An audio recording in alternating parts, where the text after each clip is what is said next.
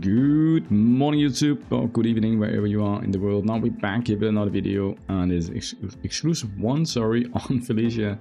And we haven't really touched anything since the exclusive 0 video other than giving her the exclusive one here. Now with the exclusive one, she is going to do 15% more damage reduction on her S2, and she'll also be able to cleanse 3 layers of attribute debuffs, which I guess can be nice to clear speed debuffs and stuff like that.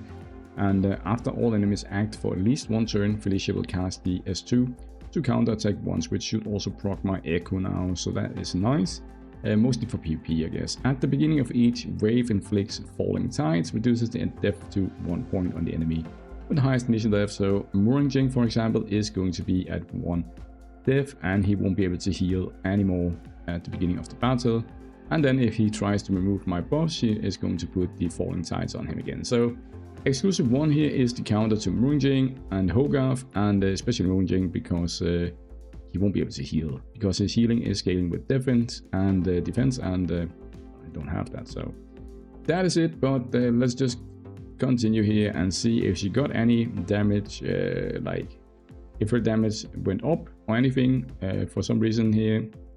Let's just double check everything here. We're gonna go in the Wooden Coast. She is actually doing double the damage of the last run, but that could just be RNG. So let's see here. Nope.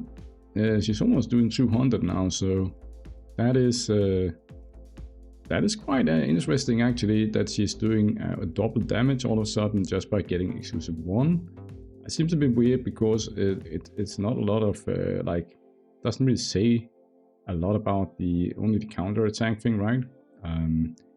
Well, it does say after all enemies act for at least 1 turn. So I guess on bosses actually. Now this is interesting. On bosses, every time the boss is taking a turn, she's going to counter attack. So that is actually pretty nice. That is pretty nice. And now there's also the whole thing about the S2, but we'll get to that when we get S2, right? But I'm just thinking, like it says here that she is every time someone is getting stealth, like 3 layers of that, and we are against, I think, wasn't it INVUH or something like that in the fight here? So I think, isn't she doing some stealth or something?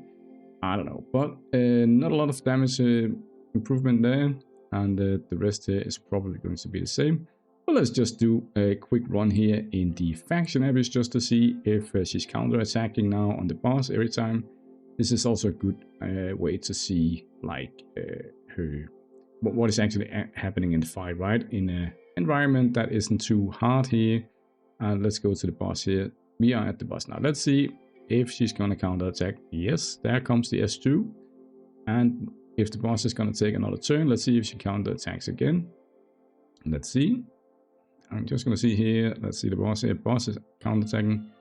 And yes, she is nuking every time. Like now with exclusive 1, she's actually casting her S2 immediately every time the boss is taking a turn. So that is pretty nice. That means she is gonna get 20 more S2 abilities in for free.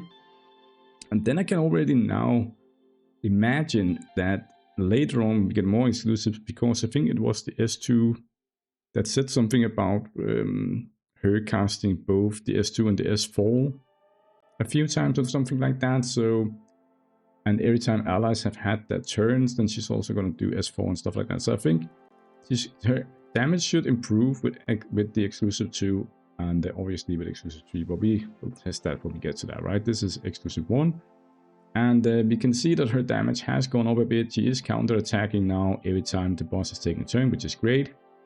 It's actually great. Now you can see she's doing a lot more damage than Anhijin, almost double of that. So definitely an improvement in damage, but still obviously not enough.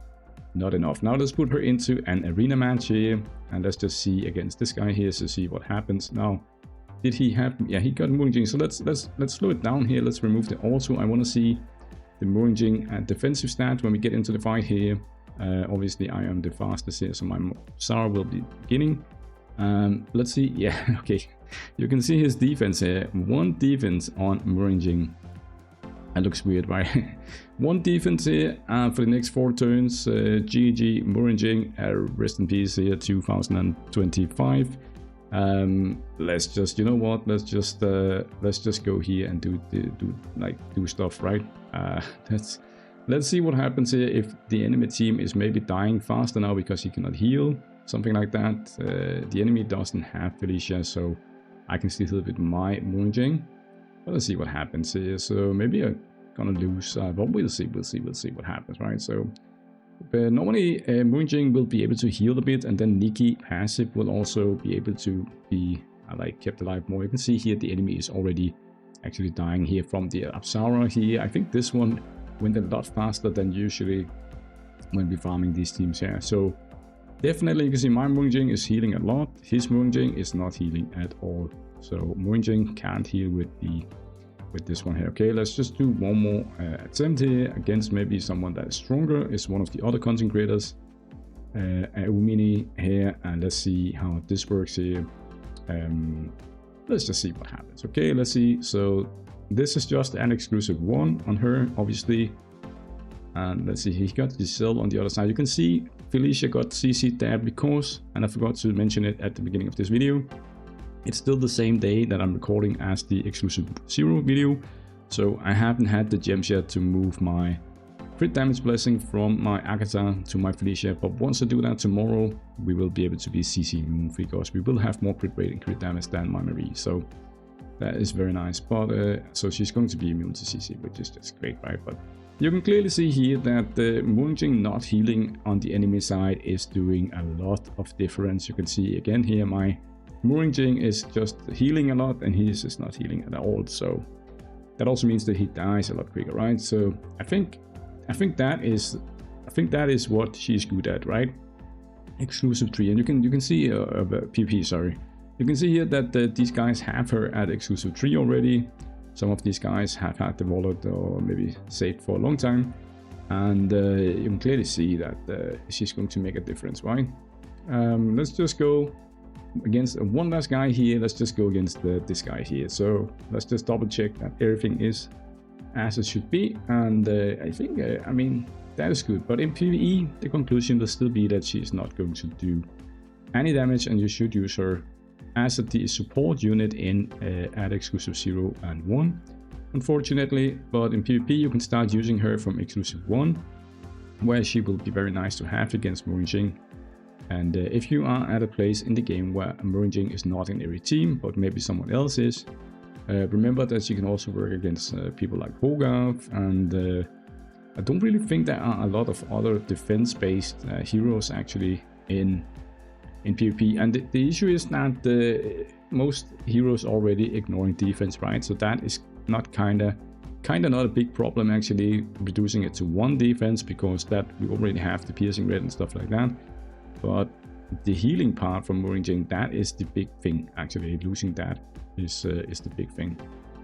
That's the big thing. Okay, so I think that is nice. Maybe we can even try, let's not have the video become too long, but we could try something fun here. Maybe just put in, I don't know, let's see what happens here. If I have a Moonjing, I have this guy, and I have a,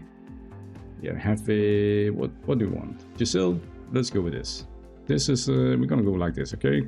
Let's see if we can 3-man it and see what happens here against this team here.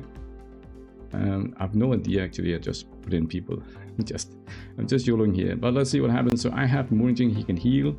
The enemy side, Moonjing cannot heal unless his, it is the Moonjing that has the defense down. So let's see what happens here. We do not have a Nikki on our side, but he didn't have Nikki either, right? So the Ratsu here, you can see that my Moonjing is healing a tiny bit here, and my Giselle is doing some stuff.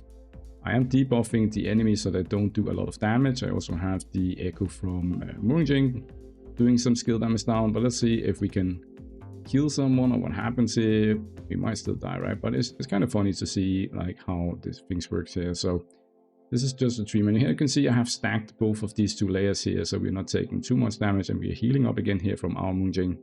And also our Giselle is healing herself, but it doesn't look like we have the damage output to actually kill someone on the enemy side.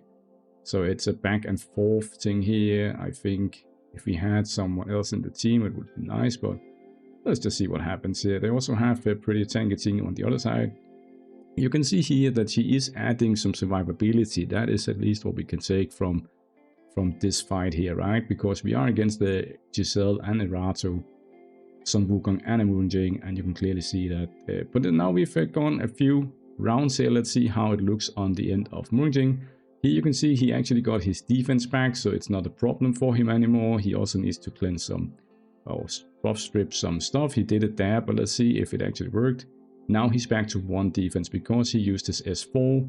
So he's back to 1 defense, right? But you can clearly see that it does wear off during the fight.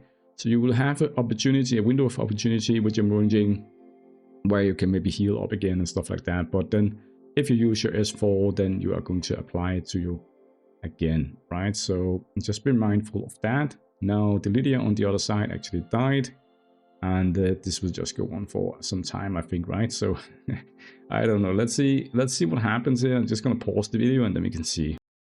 Okay, so I'm back here, and you can actually see that the enemy team has a few issues now keeping up with all the damage coming in. You can see Ratu is about to die, and Giselle is also about to die, and everything is just about to die. It's very low. They're being kept alive by the shielding from Sun Wukong at the moment, but shouldn't be too long before one of them dies. You can clearly see here that Giselle is just going like she's at 10% HP, right?